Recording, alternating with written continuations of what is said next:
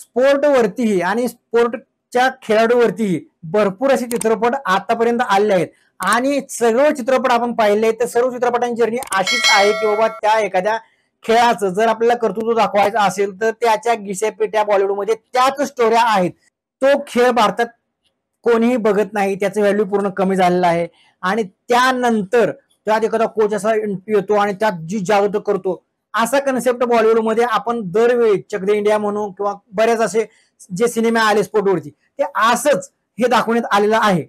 त्याच पॅटर्नचा तसाच आता फुटबॉलवरती एक चित्रपट येणार आहे.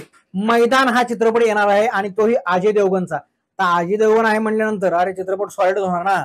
नुकतंच मैदान चित्रपटाचा ट्रेलर रिलीज केलेला आहे. 10 एप्रिल 2024 ला हा चित्रपटगृहात येणार आहे. ट्रेलरचं टायमिंग आहे 2 मिनिटं आणि त्यामध्ये लीड रोल करत आहेत अजय देवगण आणि प्रिया मनी यात त्यांनी लीड रोल केलेला आहे. फुटबॉलचे असे काही बरेच चांगले दिवस नव्हते. त्यावेळी एक कोच आला आणि त्या कोचनं फुटबॉलमध्ये जादू केली आणि ते एका वेगळ्या उंचीवर नेऊन ठेवलं.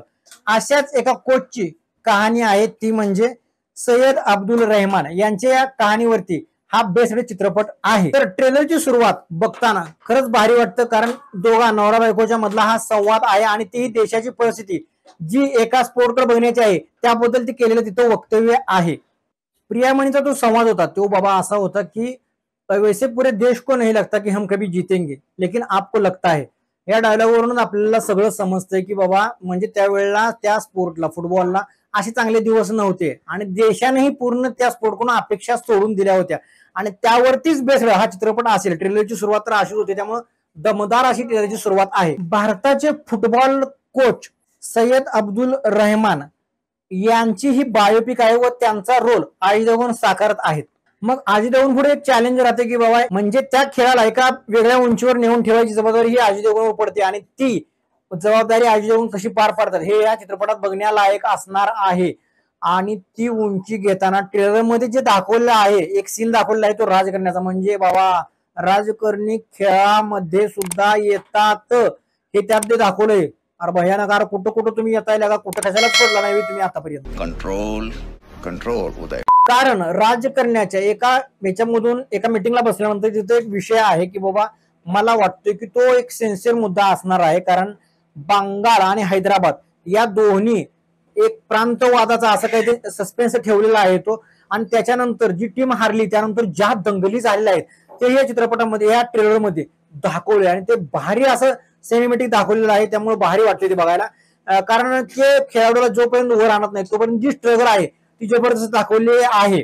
जसं प्रत्येक चित्रपटात दाखवतात की बाबा एखादा टीम असो किंवा एखादा स्पोर्टचा एखादा कुठलाही खेळ घ्या तर त्या खेळामध्ये दाखवताना असं दाखवलं जातं बॉलिवूडमध्ये की बाबा एखादा चाळीतला झोपडपट्टीतला मुलगा येतो त्याचं टॅलेंट आहे आणि ते असतं टॅलेंटही असते पण याच स्टोरी अशा चालत आलेल्या आतापर्यंत आहेत. यात ही तशीच एक स्टोरी आहे. मग बोनी कपूर हे सादरीकरण कसं करतात हे बघायला हवं. ट्रेलरमध्ये अजय देवगणला 2 ते 3 जास्तीत जास्त 3 डायलॉग दिलेले आहेत पण डायलॉग असे ते ऐकून देशभक्ती पर वाटत नाहीत कारण एवढं आपल्याला असं म्हणजे एक ऊर्जा येईल असे डायलॉग नाहीत.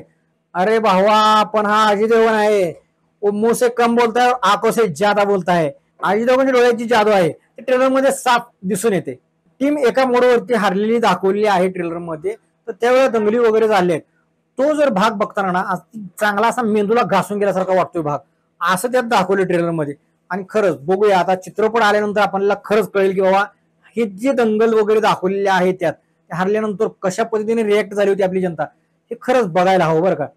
असे चित्रपट स्पोर्टवरती म्हणा येणं ही काळाची खरंच गरज आहे कारण आपल्या पाठीमाग जे इतिहासात ज्या स्पोर्टला आता आपण डिजिटल याच्यावरती बघतोय पण त्याला मागं काय दिवस होते 40-50 वर्षाच्या मागे त्या स्पोर्टवरती काय दिवस होते किंवा अनसंग जे आपले खेळाडू म्हणतोय आपण ते या निमित्ताने आपल्याला बघायला मिळतात. बाबा त्यांचा स्ट्रगल काय आहे हे इन्स्पिरेशन स्टोऱ्या ठरू शकतात त्यामुळे असे चित्रपट येणं खरंच ही काळाची गरज आहे. शेवटी अजय देवगणच्या व्हॉइस मधला एक डायलॉग जो आहे तो मला मनाला लय भेटला. लय म्हणजे लय भारी वाटला कारण का माहितीये का त्याने ते डायलॉग काय बोललाय की आज भीड़ से उम्मीद मत रखना आज कान बंद करके खेलना. हा डायलॉग ना यार लय जबरदस्त आहे. मोटिवेशनल डायलॉग खरं तर तुम्हाला बघायचं मोटिवेशनल स्टोरी बघण्यापेक्षा असं डायलॉग बघत जाऊ राहू लेडी इंजिनियर कारण शेवटी दुनिया आहे नाव ठेवायलाच बसलेत त्यामुळे आपल्या कामावरती फोकस असला पाहिजे आपला हे हा डायलॉग शिकवून जातो.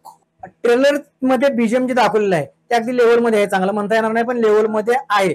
तर बघूया आता चित्रपट ग्रहामध्ये हा चित्रपट आल्यानंतर या स्पोर्टची फुटबॉलची जादू कितपर्यंत चालवते आणि याची किक कितपर्यंत लांब जाते हे आपल्याला बघायला पाहिजे.